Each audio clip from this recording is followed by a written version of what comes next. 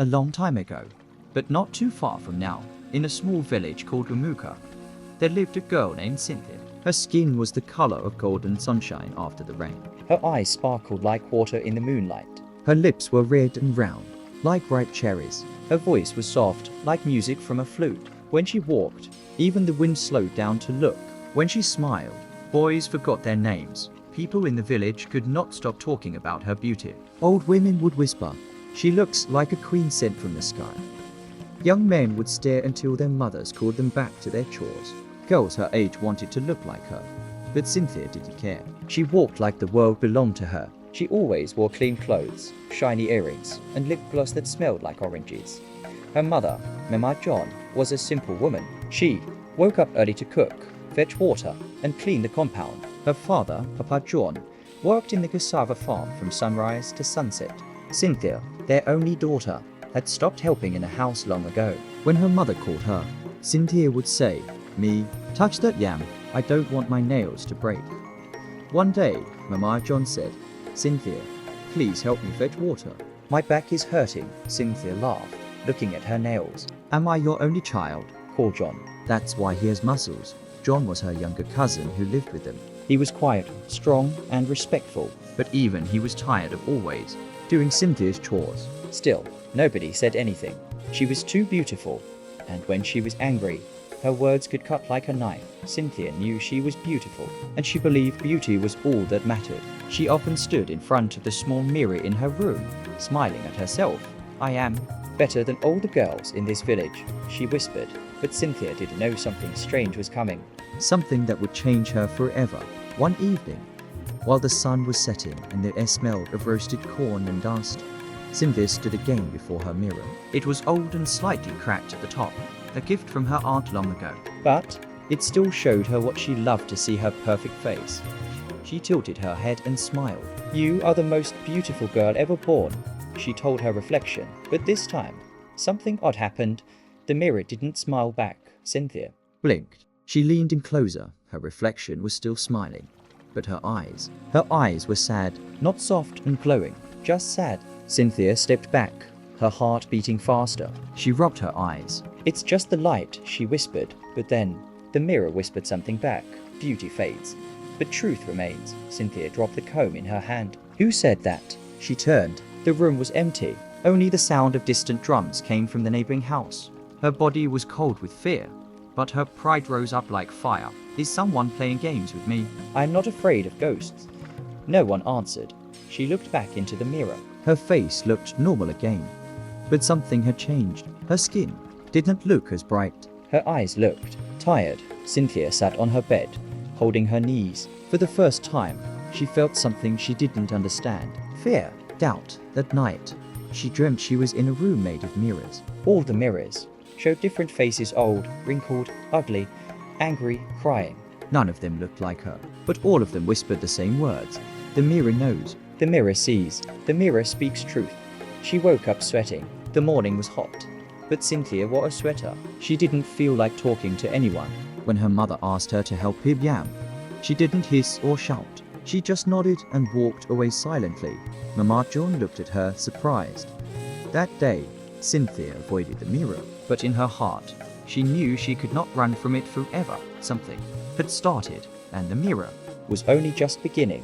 3 days passed, and Cynthia stayed away from the mirror. She still dressed well. She still walked like a queen. but her steps were slower, her laughter softer. The sparkle in her eyes was not as bright. Something inside Her had shifted, but she didn't want to admit it. That Saturday, the village market was full. Women shouted prices, children chased chickens, and the smell of fried akara and fresh pepper filled the air. Mama John asked Cynthia to come along to help carry tomatoes and okra. Normally, Cynthia would say no, but this time, she nodded without. A word or as they walked past the yam stall, a strange old woman sitting beside a basket of snails called out, "Ah, "Fine girl." come, come, let me see your eyes." Cynthia turned, confused. The woman was wrinkled, with silver hair, and a voice like dry leaves rubbing together. "My eyes?" Cynthia asked. "Yes," the woman said. Let me see if they still. "Shine like truth, or if the darkness has started to eat them." Cynthia froze. The market noise faded. Mama John was busy bargaining with a pepper seller and didn't hear. What do you mean? Cynthia asked, her voice small. The old woman chuckled. Mirrors are not always made of glass, my child. Some are made of eyes. Some are made of truth. But most people don't like what they see. Cynthia stepped back. I don't know you, but I know you, the woman said. And soon, you will know yourself. Before Cynthia could reply, a group of boys carrying firewood walked between them. When she looked back, the old woman was gone. Her snail basket remained, but she was nowhere in sight. Cynthia didn't speak the rest of the day. That night, she stood before the mirror again. She waited. Her reflection stared back like normal, but as she turned to leave, it whispered again. You are not who you think you are. The next morning, Cynthia found a crack running down the middle of her mirror. She hadn't touched it. Nobody had. The mirror was still on the wall, still hanging perfectly. But now it was cracked, and the line ran right through her reflection's face. When she called Mama John to look, the mirror was whole again. No crack. Mama John raised an eyebrow and shook her head. You haven't even eaten breakfast, and you're already seeing things? Cynthia didn't answer. That evening, Papa John returned from the farm and handed her a small basket of mangoes. Take this to Grandma Gozy across the hill, he said. She's sick and needs soft fruit. Normally, Cynthia would complain. She would say her feet hurt, or that the sun was too hot for her skin. But she simply took the basket and left. The path to Grandma Gozy's house was quiet. Tall trees whispered secrets in the wind. Birds sang softly. But the whole way, Cynthia felt eyes on her. Not from the bushes, not from behind, from within. From the mirror in her mind. As she reached the hill, she saw something strange. A small, round mirror just like hers was lying in the dirt. It was dirty, but unbroken. She picked it up and wiped the surface. For a second, her face showed normal. Then it changed. Her skin turned dry. Her eyes looked hollow. Her lips peeled. Her smile faded. The girl in the mirror looked spoiled, rotten. Like a fruit left too long in the sun, Cynthia screamed and dropped the mirror. It didn't break. It just lay there, shining in the dust. She wanted to run, but her legs would not move. Who am I? She whispered, and the wind replied. You will soon find out. Cynthia reached Grandma Gozy's house with shaking hands. The mango basket felt heavier than before, though it was barely full. The old woman was sitting outside her hut, wrapped in a faded blue wrapper, chewing bitter cola slowly. Aunt Cynthia, she said with a weak smile. You came. Cynthia forced a smile and handed her the basket. Papa said you needed soft fruit. Thank him for me, the old woman replied, then paused as she looked closely at Cynthia's face. You've seen it, haven't you? Cynthia froze. See what? The mirror, Grandma Gozy said. The true one. Cynthia's breath caught. She hadn't told anyone. How? How do you know? The old woman closed her eyes and leaned back. It showed itself to me once too. When I was your age. Beautiful, proud, untouchable. But beauty fades. Vanity blinds. Mirrors, they do not lie. Cynthia sat down on the bench beside her. I didn't ask for it. It just started. First, the voice, then the dreams. Now it's cracking. Cracking. Grandma Gozy's voice lowered. That means it's starting to break the mask. What mask? The one you wear every day, she whispered. The one made of praise, pride, and paint. The mirror doesn't break. You do. Cynthia felt cold, even though the sun was high. What happens when it finishes? Grandma Gozy looked at her with sad, watery eyes. You either see who you truly are, or you lose yourself forever. Silence sat between them like a third person. Then the old woman placed a hand on Cynthia's shoulder. You still have time, she said. The truth hurts, my child. It always does. That night, Cynthia lay in bed without sleeping. A mirror sat across the room. She had covered it with cloth, but she could still feel it watching her. She turned away, but she knew she could not avoid it much longer. The next morning, Cynthia woke up with a sharp pain in her stomach. It wasn't hunger. It was fear. Her dreams had returned, more vivid than before. Faces in the mirror had begun talking to her, each one pointing, each one angry. You lied, they said. You made them believe something that is not true. She stumbled to the mirror and pulled off the cloth. It was no longer cracked. It looked calm, safe. But as she stared, the reflection changed. It was her, but older, wrinkled, tired, angry. Her lips curled into a cruel smile. Is this the real you? The mirror asked. Cynthia touched her face. No, she whispered. I'm not like that. Then show me, the mirror replied. Suddenly, her cousin John knocked on the door. Cynthia, Mama said to help clean the compound. The goats scattered the yam leaves. Again. She opened the door and looked at him. His eyes were tired. His shirt was torn. His hands were covered in dirt. For years, he had done what she refused to do. Quietly. Without complaint. Tell Mama I'll come, Cynthia said softly. John stared, surprised. You? Yes, she replied. I will. Outside, as she swept the compound for the first time in years, neighbors passed by and whispered. Is that Cynthia? Sweeping? Some laughed, some frowned, but she didn't care. The mirror was testing her, and she had to fight back. But later that evening, something else happened. As she finished washing the plates behind the house, she heard footsteps. A tall girl stood in the corner of the compound. She wore red shoes, had lips exactly like Cynthia's, And her face was an exact copy of Cynthia's face, but her eyes were cold, lifeless. and her skin was grey like ash. Cynthia dropped the sponge. Who are you? The girl smiled, crawling. I'm you. The part you keep pretending doesn't exist. Then she turned and walked away, vanishing into the shadows. The next day, Cynthia said nothing to anyone. She didn't mention the strange girl with her face and red shoes. She didn't tell Mama John or Papa John. How could she explain something? Even her mouth was afraid to shape, but inside her, the fear grew louder. All day, her reflection stared too long. It blinked too late, and sometimes It smiled when she wasn't smiling. By evening, Cynthia felt cold, even though the sun was hot on her skin. She tried to distract herself. She helped wash plates, carried cassava for her father, and even fetched water from the stream. The villagers watched her, confused. Is this the same Cynthia? A woman whispered at the stream. what happened to her? Cynthia said nothing. She just kept moving, hoping the mirror would stay quiet if she acted right. But that night, something even stranger happened. As she opened the wooden box at the foot of her bed to get her scarf, she found a pair of red shoes inside. Her heart stopped. They were the same shoes the mirror girl had worn. She didn't own them. She had never seen them before. She jumped back. Who put these here? She ran to Mama John. Did you put shoes in my box? Mama looked confused. Shoes? No, why would I? Cynthia ran back to her room. The shoes were still there, shiny, clean, and new as if they'd been waiting. This time, the mirror spoke again. She is getting stronger. You fed her too long. Cynthia backed away. Who is she? But the mirror didn't answer. Cynthia sat on the floor and hugged her knees. She knew what the voice meant. The girl in red shoes was not just an image. She was part of her. The ugly part, the spoiled part, the selfish part. And now, She was becoming real. That night, the sky was dark. no stars, no moon, the kind of sky that. Felt like something was watching. Cynthia couldn't sleep. Her mirror stood across the room, uncovered. She was too tired to hide it again. At midnight, she opened her eyes and saw it glowing faintly. The mirror was lit from the inside, a dull blue glow that pulsed like a heartbeat. She stood, legs shaking, and walked toward it. As she stared, the Image inside shifted. The Cynthia in the mirror had bruises on her face. Her eyes were swollen, her smile was broken, her hair was wild. and blood dripped from her lip. Cynthia screamed, falling backward, but the image didn't go away. It moved closer, pressing its hand to the inside of the glass. Cynthia crawled toward the door, tears in her eyes. Then the image spoke. This is how they will see you if you don't change.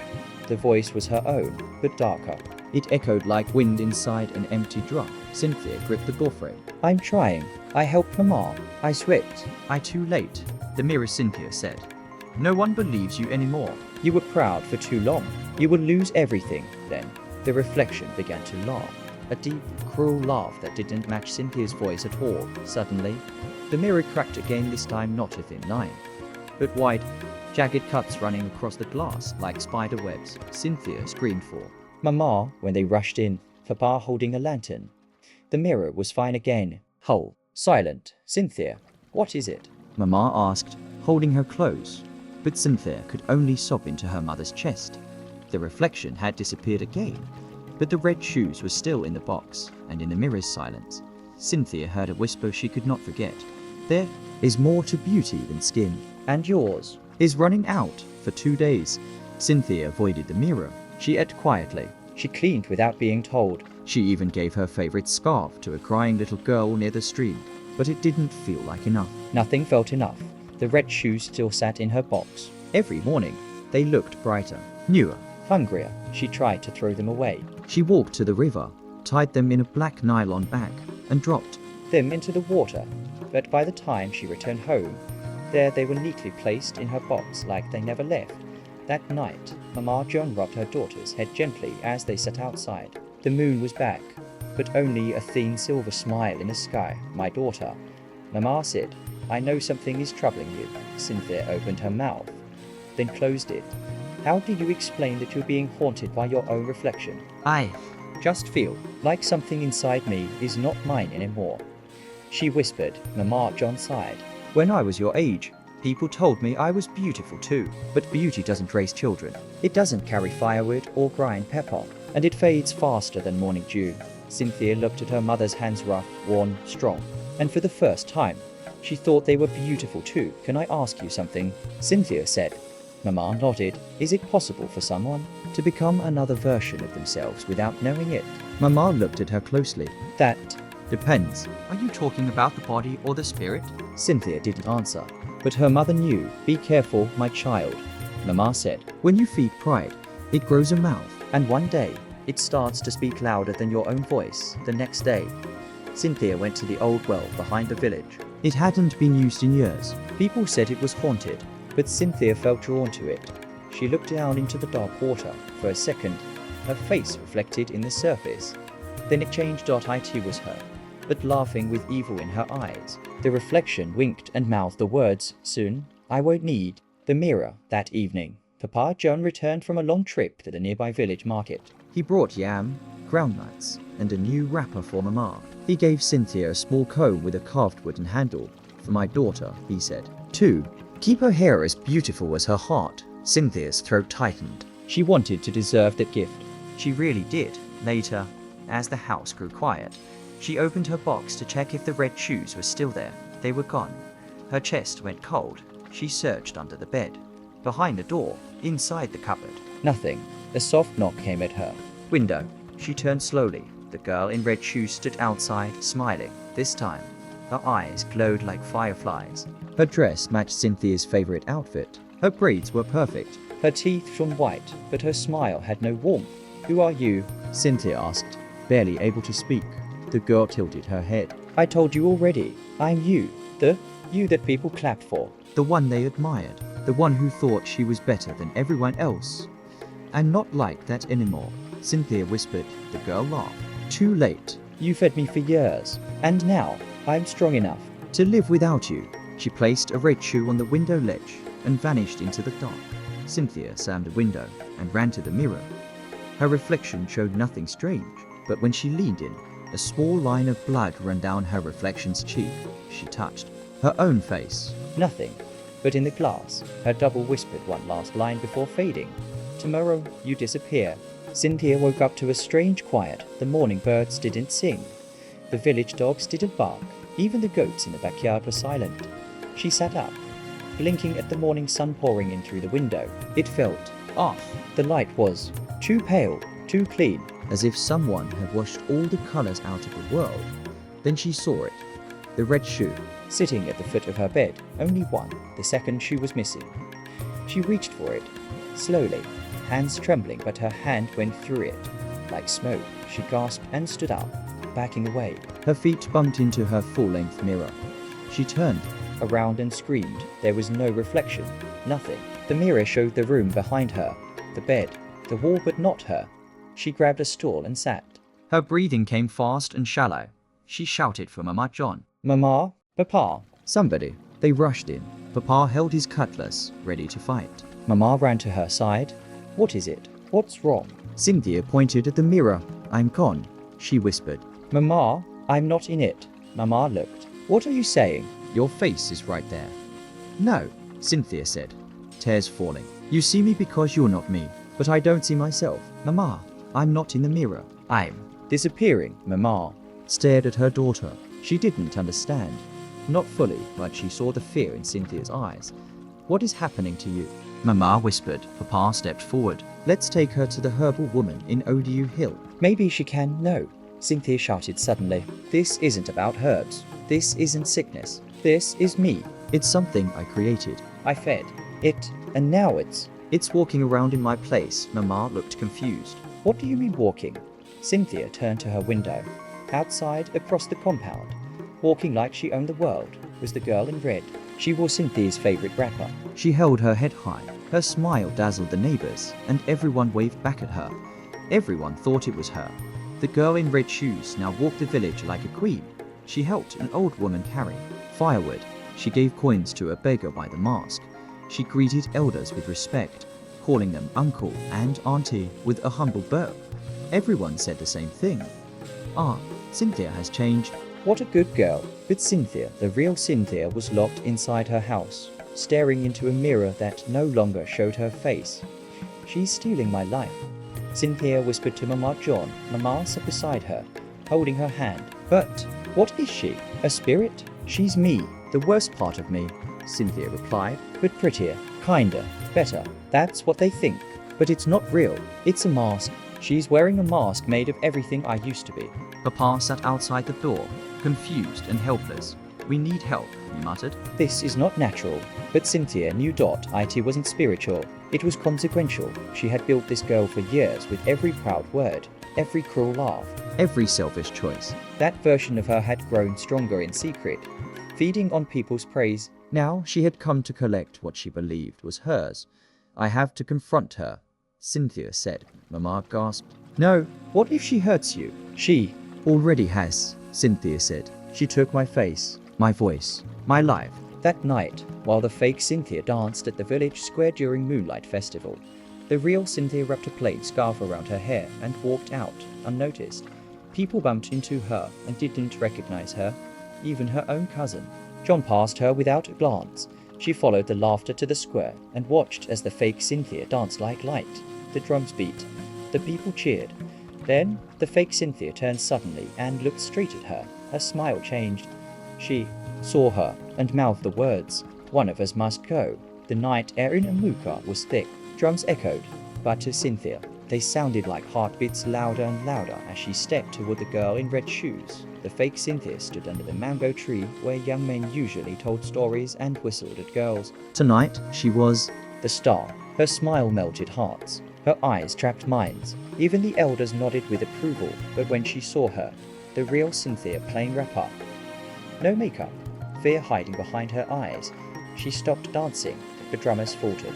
People turned to look. There were two Cynthias now. Whispers exploded through the crowd like dry leaves catching fire. Is it twins? No, they looked alike. Who is the real one?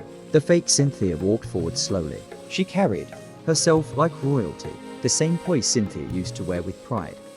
She stopped inches away.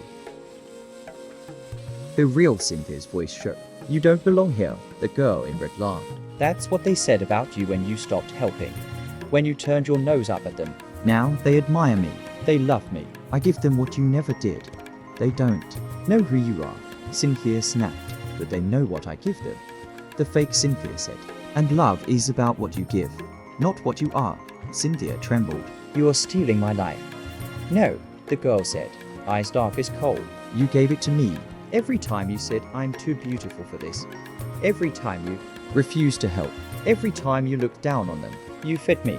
And now, I'm full. The crowd was confused. A few people laughed nervously. Some stepped back. But one voice broke through the noise. It was John. He stepped between the two girls and looked from one face to the other. I don't know what this is, he said. But I know something's wrong. The fake Cynthia turned and smiled at him sweetly. John, it's me. Don't be afraid. He looked at the real Cynthia, the one trembling, with bare feet and dust on her wrapper. Then he whispered, She's never called me by name. Until now. He stepped closer to the real Cynthia and held her arm. That's when the girl in red snapped. Her smile twisted. Her eyes turned black. The ground beneath her feet cracked. People screamed and ran. A few fell. The drums crashed too. The ground. The fake Cynthia turned toward the mirror tree, the sacred old fig tree where people often came to pray, and disappeared into its shadow. John held Cynthia tightly, whatever this is. He said, We're not facing it alone. That night, the village square was empty. Drums broken, stalls overturned. Fear lingered like smoke after a fire. But under the mirror tree, Cynthia and John stood with lanterns in hand. She's hiding in here, Cynthia said. John looked up. The tree was enormous, its bark twisted like ropes, its branches heavy with darkness. The wind didn't blow here. The air felt dead. Why this tree? He asked. Because it sees everything, Cynthia replied. It's where secrets go. to hide. They stepped closer, and a chill passed through their bones. A low humming began, faint, almost a song. Then they saw it, a mirror, wedged into the tree's trunk. Not glass, but something older. Its surface shimmered like oil. Cynthia stepped forward. Her reflection wasn't alone. The girl in red stood beside her in the mirror, smiling, calm and waiting. Suddenly, the reflection spoke. "Come in, if you dare." Without thinking, Cynthia touched the mirror. It pulled her in. She fell not downward, but inward. Through whispers, old laughter, painful memories. Every time she mocked her mother, every time she ignored someone struggling, Every lie, every proud smirk, she landed in a space of grey fog. The girl in red stood there, arms folded. "This is my world now," she said. You left your goodness behind for too long. I picked it up. And I made it shine. You were a lie. Cynthia whispered. I'm what you trained me to be, the girl replied. But now, I want to be real. Cynthia's voice shook. Then take my beauty. Take my clothes. But give me back my soul. The girl's smile faded. You don't want beauty anymore? She asked. I want truth, Cynthia said. Even if it's ugly. A long silence. Then the mirror world began to shake. The fork cracked like glass. The girl in red screamed, not in pain, but in fury. "If I die, you'd die with me." Then we both fall, Cynthia said. Stepping forward, she reached out and touched her. Their bodies burst into light. Everything turned white. Cynthia gasped as her body hit the floor. Her eyes opened to the sound of wind in the trees, birds chirping weakly, and John calling her name. She blinked. The world around her was real again. The fog was gone. The mirror tree stood tall behind her, but the shimmering glass had vanished. There was only bark, now rough, ordinary bark. John dropped to his knees beside her. You're back. She sat up slowly, her body aching like she had run through fire. I touched her. She whispered, "You what?" I chose the truth, she said. I didn't fight her. I embraced her. John looked confused. But what happened in there? Cynthia reached up to brush the hair from her face. John gasped. She turned to him, heart thudding. What is it? He hesitated. Your face. It's not the same. She scrambled to the water gourd he had brought and looked into it. Her reflection stared back. Her beauty was still there, but it had changed. Her skin was no longer glowing like bright palm oil. It was pale and dull. Her eyes were not sparkling. They were quiet. Her lips had lost their perfect curve. Her hair was shorter, dry at the ends. Her body looked tired. Cynthia dropped the gourd. I'm not beautiful anymore. John said nothing for a while, then quietly, you are, just not in the way you were. Tears filled her eyes, not because she had lost her beauty, but because she knew now how much she had used it to cover the emptiness inside. I did all of this, she whispered. I created her. Yes, John said, but you also destroyed her. No, Cynthia said. I absorbed her. I became whole again, the beautiful and the ugly. The light and the dark. John held her hand. Then, maybe this is your real face. She nodded slowly, unsure if her heart was breaking or healing. Word spread fast. The girl who once walked like a queen now passed by with her eyes low and her feet dusty. She wore no earrings, no lip gloss. Her wrapper was plain. Her voice was soft. Is that really Cynthia? She looks different. What happened to her skin? Her glow? She used to shine. Now she looks like any girl. Some whispered. Some laughed behind her back. Others said she was sick or cursed. But Cynthia said nothing. She walked every day to the farm with her mother. She helped the younger girls braid their hair. She washed plates with the village women and fetched firewood with John Doherty first. They thought it was pretense. A trick, a phase, but weeks passed, and she kept showing up. One day, the old woman with the snail basket who had once spoken strange words at the market appeared again. This time, she stopped Cynthia in the middle of the road. You chose the hard path, the woman said. Most people don't. Cynthia looked at her quietly. Will I ever be beautiful again? The old woman smiled. You already are, but now it's the kind of beauty that doesn't need mirrors. Then she handed Cynthia a small cloth bag. Inside was a new mirror. This one had no shine, no frame, just a dull, grey surface like stone. What is this? Cynthia asked. A true mirror, the woman said. You'll only see what's inside. Cynthia took it home and stared into it that night. Doherty first. It showed nothing, just darkness. Then, slowly, the shape of a heart appeared, bruised, scratched, but beating. alive. That night, Cynthia slept with peace in her chest for the first time in years. She still wasn't beautiful in the way she had been, but for the first time, she didn't need to be dot. It had been a month since Cynthia stepped out of the shadow of the mirror. Her days were quiet now. Simple. She no longer sat in front of glass, but beside people helping, laughing, listening. But not everyone understood. Her change dot in the house across from hers lived a young girl named Adiora, just 13, with soft skin like fresh milk and eyes like groundnut water under the sun. She used to follow Cynthia around like a baby goat behind its mother. She saw the old Cynthia. The perfect Cynthia, the beautiful Cynthia, not the real one. And Adiora missed that girl. She missed the glamour, the attention, the envy. She didn't care for sweeping or cooking or farming. She wanted what Cynthia once had dot so one afternoon. While Cynthia was at the stream, Adiora snuck into her room. The house was quiet. Mama John was grinding pepper. Papa John had gone to the village chief's hut. Adiora found the cloth bag. Inside, she saw the dull green mirror. She frowned. This is it. This ugly thing. She lifted it up. It was cold. Heavier than she expected. She looked into it and whispered, I want to be beautiful. Like Cynthia, the old Cynthia. At first, nothing happened. Then her reflection smiled, but she hadn't smiled. Adiora blinked. The smile widened. The reflection winked and whispered, then become me. Adiora screamed and dropped the mirror. But the damage was done. That night, she dreamt of red shoes. Cynthia knew something was wrong. The moment she saw Adiora the next morning, the girl's walk had changed slower, calculated. Her laughter was louder. Her lips had extra gloss. Her scarf tighter. And her eyes too bright, just like hers had been. Cynthia felt her stomach twist. Adiora skipped over, hugging her too tightly. Sister Cynthia, you look good. Adiora said with a smile that didn't reach her eyes. Cynthia forced a smile. You look different. Adiora laughed. Different is good, right? Don't you remember? Cynthia's heart dropped. She remembered too well. Adiora, she said gently, what did you do? Adiora tilted her head. What do you mean? Did you touch the mirror? Adiora's smile faltered for a split second. What if I did? Cynthia grabbed her hand. Where is it? I don't have it. Adiora pulled back. It showed me something, that's all. Something beautiful. Cynthia took a deep breath. That mirror doesn't show beauty. It shows desire. And desire, when fed, becomes a shadow. Adiora turned away. I don't care. You gave up your beauty. I won't. Cynthia felt the panic rising. No, Adiora, I didn't give it up. I burned the mask to find my real face. Adiora didn't listen. She walked away, hips swaying like she had been practicing. That night, Cynthia returned to her room.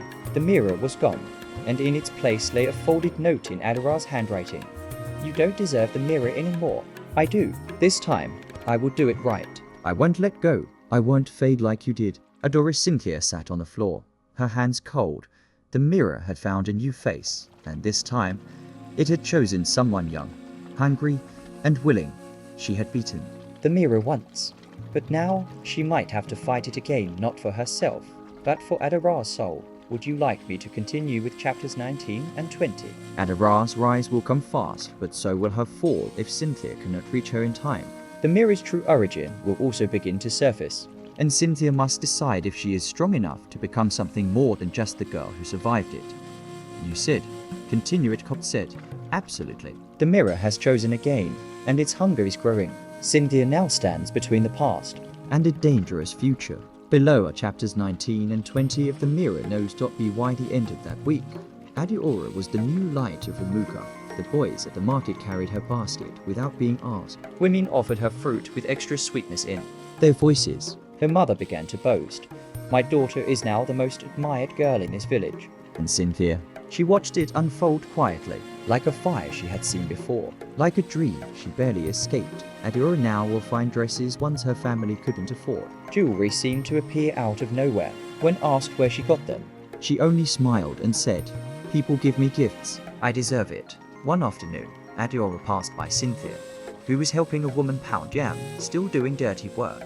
Adiora asked sweetly, you should be careful. Sweat is not good for your skin. Cynthia didn't flinch. She looked up and smiled calmly. It's not the skin I'm cleaning. It's my soul. Adiora laughed. So dramatic.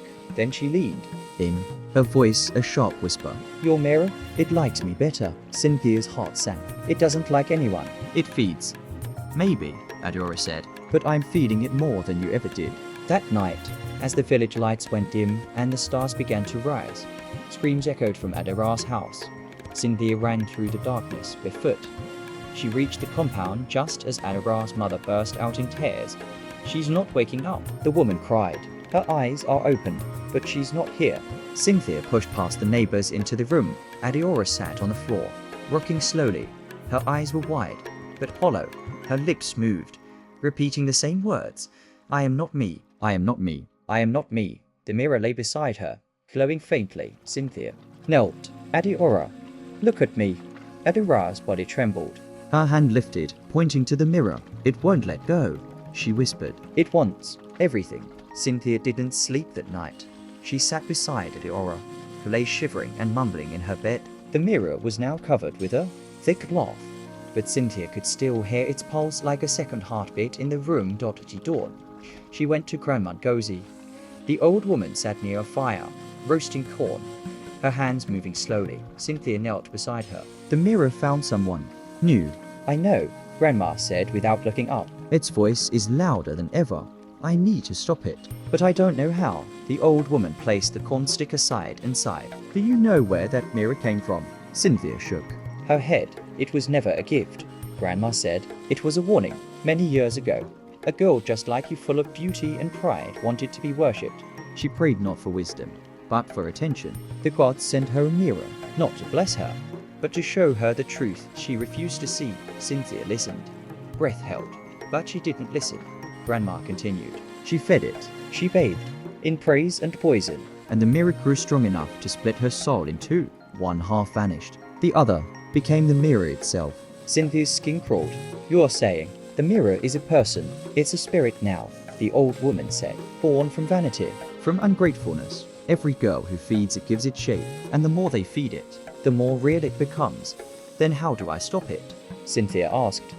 "You don't destroy it," Grandma whispered. "You confront it with something it cannot feed on." Cynthia frowned. "Like what?" The old woman looked her in the eye. "Truth, humility, sacrifice, pain, and love that asks for nothing." Cynthia stood up. "Then I need to return." One last time, she turned toward the hills, where the sacred tree still stood. The mirror wasn't done, but this time, neither was she. Cynthia returned to the mirror tree just before sunset. She wore no scarf, no earrings. Her wrapper was plain white, the same cloth worn at village funerals. She had washed herself in the stream and tied her hair back tightly. She carried no mirror, no comb, no sandals, only her breath and her true thought as she approached the tree.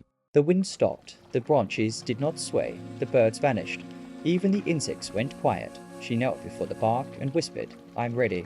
The trunk shimmered. The mirror appeared no longer grey, but blood red, pulsing like skin. She touched it. This time, it did not pull her in. It opened like a mouth, swallowing her whole. She landed in the mirror world again, but it was no longer. Fork and Silence. It was a city now, built from glass and gold. Every surface was a reflection. Every building shone. Faces filled the walls, smiling, flawless, hollow. Cynthia stood in the middle of it, barefoot on a floor made of her own past. Broken combs, old lipsticks, letters she wrote but never sent, and tears she never cried. Then she saw her, Adora, sitting on a throne of mirrors, dressed in a gown made from vanity. Her face was covered with white paint, her eyes rimmed with gold dust. Her voice was no longer soft, it echoed like thunder. "I am the new face," she said. "The mirror has chosen me." Cynthia stepped forward. "No, it's using you." Adora rose. "I'm more loved now than I ever was. They admire me. That's not love," Cynthia said. "That's performance." The mirror city began to quake. The walls trembled. The faces twisted. Adora flinched. "They'll stop loving me," she whispered. "They never saw you," Cynthia replied. "Only what?" The mirror made them see. Adora began to cry, and her tears melted the gown. The throne cracked. Then a new voice came, deep, cold, older than the earth. "You came back," it said. "I warned you once. Now you return to steal what is mine." The ground split open. A hand made of cracked glass and fire rose. It wasn't just Adora the mirror wanted now. It wanted Cynthia back. Forever. The mirror creature, a woman of light and flame, emerged from the crack in the floor. She looked like Cynthia, but grander, crueler, and impossibly beautiful. Her voice echoed from every wall. You gave me life. You fed me. You dressed me in pride. Now you want to destroy me. Cynthia stepped between the monster and Adiora, who had collapsed behind her. Shaking, I didn't come to destroy you, Cynthia said. I came to release myself from you. The creature laughed. Release? You think you can be free of what you are? I was that girl, Cynthia whispered. But I am not anymore. The city dimmed. The mirrors dulled. The creature snarled. If you kill me, you kill part of yourself. I know, Cynthia said, but maybe some parts are worth letting go. She reached for Adiora's hand. Adiora stared at her, eyes full of shame. I didn't know it would feel like this. It always starts sweet, Cynthia said. Until you're drowning in yourself. The creature screamed and charged. Cynthia did not run. She closed her eyes and whispered, I forgive myself. The mirrors shattered. The city collapsed. The mirror woman burst into a million shards, crying out with every piece, I was your beauty. I was your power. I was your worship. I don't need worship anymore, Cynthia whispered. I only need peace. Everything went white. Then quiet. Then nothing. Cynthia woke beneath the mirror tree. Beside her, Adiora lay still. Then gasped, awake. Her face was pale. Her lips dry, but her eyes were clear. I'm here, she whispered. Cynthia held her. You're safe, she said. We both are. The mirror was gone. Not shattered. Not hidden. Gone.as if it had never existed. But both girls knew it had. And so did the village. Because when they walked back through the trees that evening hand in hand, barefoot, plain-faced, no one stared at their skin. They looked into their eyes and saw something real, something no mirror could ever hold. The day after the mirror vanished, the sun in Lamuka rose brighter than anyone remembered. Birds returned to their songs. The goats bleated loudly. Children ran barefoot through the dust without fear. And Cynthia? She walked through the market no longer to be admired, but to greet, to serve, to live. Women who once whispered behind her now asked for her help weaving. Hair. Young girls watched her, but not because she was glowing. They watched because she had fallen and stood back up again. That day, an elder named Inzedi Orji stood in the village square and said, Cynthia, come. Sit beside me. She obeyed quietly. I've lived many years, he said, and I've seen many beautiful faces, but only a few carry both beauty and courage. You, girl, have both. Cynthia lowered her eyes. I don't want to be seen anymore. The old man nodded. Then that's exactly why you should be. Later, that week, the Women's Council asked her to speak at the harvest gathering. Not to tell her story, but to bless the younger girls. She almost said no, but when she saw Adiora in the crowd, braids loose, eyes full of questions, she understood what had to be done. So she stepped forward, and instead of speaking about mirrors or beauty, she spoke about value, about usefulness, about kindness. She said, your face is not your power. What you give is. That evening, people didn't go home talking about how pretty Cynthia looked. They went home talking about how strong she had become. But in the shadows of the old trees behind the village, something listened, and something began to stir. 3 days later, a man arrived in Lamuka. He came from the north. Tall, clean clothes, slippers made of soft leather. He spoke with a deep voice that brought people toward him. My name is Mr. Marlowe, he said, and I come with an offer for your daughters. He set up a small wooden table near the school and hung a sign. Beautiful girls wanted. For training, for travel, for fame. The crowd grew fast. He handed out bracelets, showed glossy cloth, promised prizes. Your daughters will be known in every town, he said. They will walk red carpets, be celebrated, and the people believed him. Cynthia watched from the back, heart heavy. She stepped forward. What is this? Mr. Marlowe turned to her. Ah, you must be the famous Cynthia. I heard of you. You were quite the jewel once. She stiffened. That's over. Shame, he said. You could have been great. I already am. He smiled too wide. And that's when Cynthia noticed it. No shadow. The sun was behind him, but the ground beneath his feet was untouched. Cold washed over her skin. She turned to the people. This man is not what he says he is. But they were already enchanted. Even Adiora stepped closer to the table, drawn in by the promise of fame, and... Right. Cynthia reached for her, pulling her back. Then she looked into Mr. Maylis' eyes and saw it a reflection, not of herself, but of the mirror. It was back, but this time it wore a smile and a man's face. Mr. Marlowe settled quickly into Lamuka, like dust after dry wind.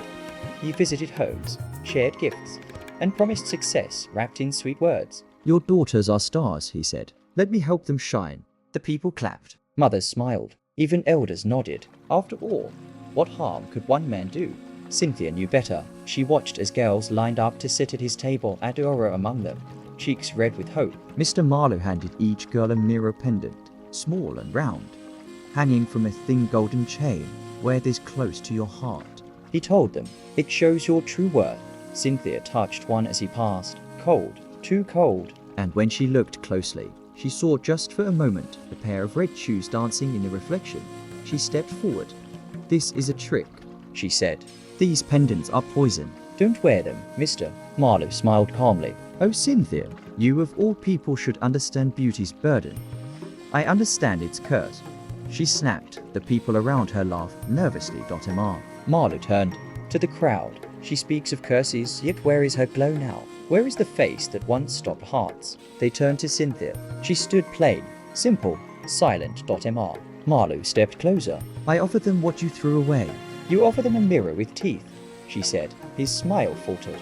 For a second, his pupils changed round, then vertical. Like a snake, Cynthia stepped back. She realized the truth then. This was not just a man with a gift. This was the mirror itself, reborn in flesh, at night. Cynthia returned home trembling. She didn't tell Mama John or Papa John what she had seen. She only locked her door and stared at the old bag where the stone mirror had once been. Empty now, but the echo of its power still lingered, like smoke. After a fire, she knew the mirror was hunting again, only this time. It wanted not just a girl. It wanted many. In her sleep, the dreams returned. Not fog, not fire, but a school hall filled with mirrors. Each child sat in front of one. They smiled, laughed, admired themselves while slowly their skin cracked. But they didn't notice. They only saw what they wanted to see. Then a voice whispered, "You broke me once. Break me again. And this time, I take everything." She woke up screaming. Across the village, girls who had accepted Mr. Mailer's pendant began to change. Their reflections smiled wider than their real faces. Their voices became sweeter, practiced, hollow. Their eyes no longer blinked when they should. And every time they passed Cynthia, they whispered, "You're just jealous you lost it." Cynthia wept. She remembered those words. She had said them once. T or a girl who warned her, and now she understood. She was not fighting the mirror. She was fighting what the mirror teaches. And if she didn't speak louder than its whispers, another girl would fall, then another, then all of them. The next morning, Cynthia went to the village square alone, in no earrings, no scarf, no pride. She brought nothing but a small calabash of water, a bitter cola, and an old stool that belonged to her grandmother. She placed them on the ground and sat, silently. She did not shout, she did not cry, she simply waited. One by one, the women came. The girls came, even some boys came.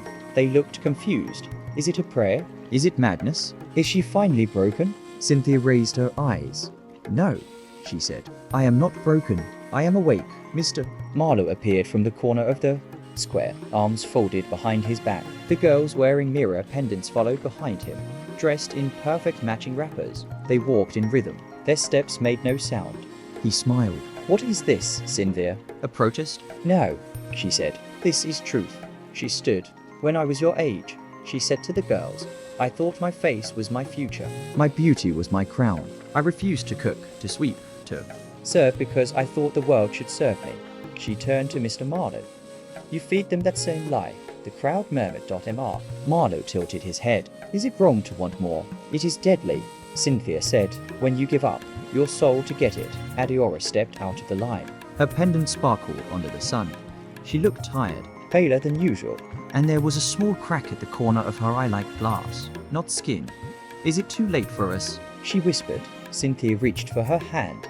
"No," she said. "That's the lie he tells you, that it's too late, that you already belong to the mirror." Mr. Mailer's voice changed, then no longer smooth. It turned deep, jagged. "Wrong. Enough," he hissed. "You were beautiful once, Cynthia. Now look at you, dirt under your nails, wrinkles near your mouth. No one wants to become that." Cynthia smiled sadly. "They will, one day. Because this face is real. It has washed plates, buried shame, walked barefoot through regret. It does not shine, but it holds peace." And for the first time, the mirror pendants flickered.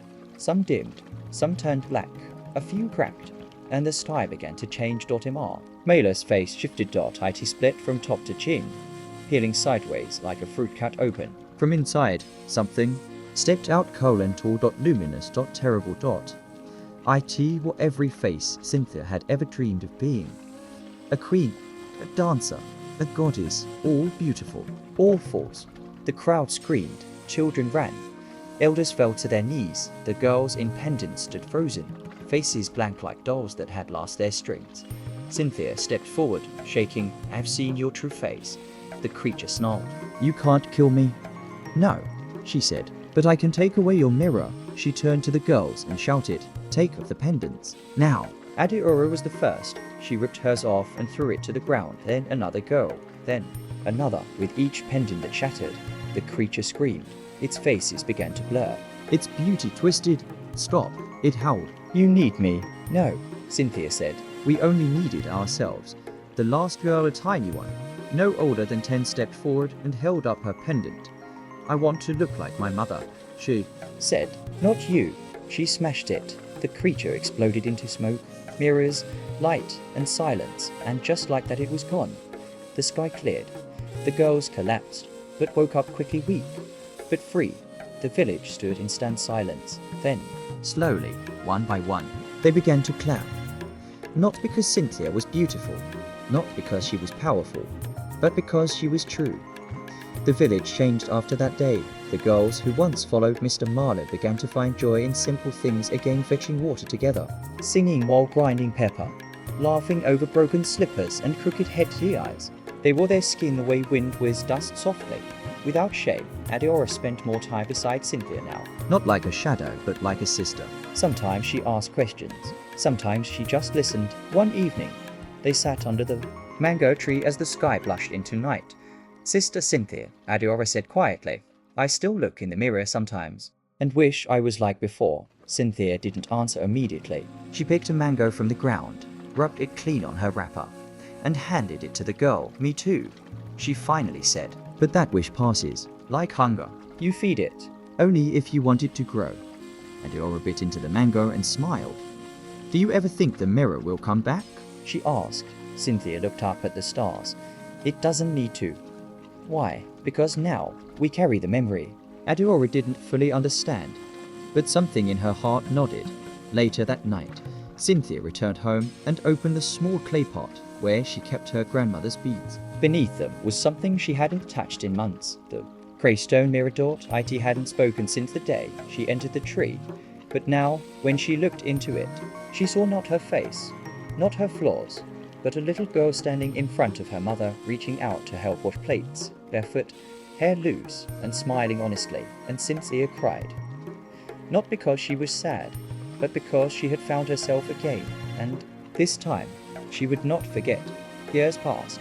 Cynthia grew into a woman of respect and wisdom. She married late not because she was unloved, but because she had waited until she knew herself. She became a teacher not of math or writing, but of truth, of self-worth, of walking softly without shrinking. Girls came to her from nearby villages. Some had been told they were too dark, some too fat, some too plain. Cynthia would smile, sit them down, and ask the same question, who told you that? Then she would show them the old cracked pendant she kept in her good shelf. This once made me forget who I was, she'd say. And I still carry it not as power, but as a warning. One rainy afternoon, Adiora, now a grown woman, visited with her own daughter, a small girl with full cheeks and wild curls. The little one ran inside and shouted, Mama, there's a shiny thing in the ground. They went out and found it, half buried, in the mud behind the house, a shard of glass. Cynthia picked it up slowly. It was too smooth, too perfect. Her hands trembled. Adiora stepped beside her. Another mirror. Cynthia looked at the little girl, who stared at her own reflection with wide eyes. Then Cynthia did something no one expected. She dug a hole and buried the shard, deep with her own hands, then packed the earth hard over it, and stood. I don't need it, she said. Adiora nodded. The little girl asked, Why did you hide it? Cynthia knelt and touched the child's heart. Because the mirror doesn't belong in the ground, she whispered. It belongs in here.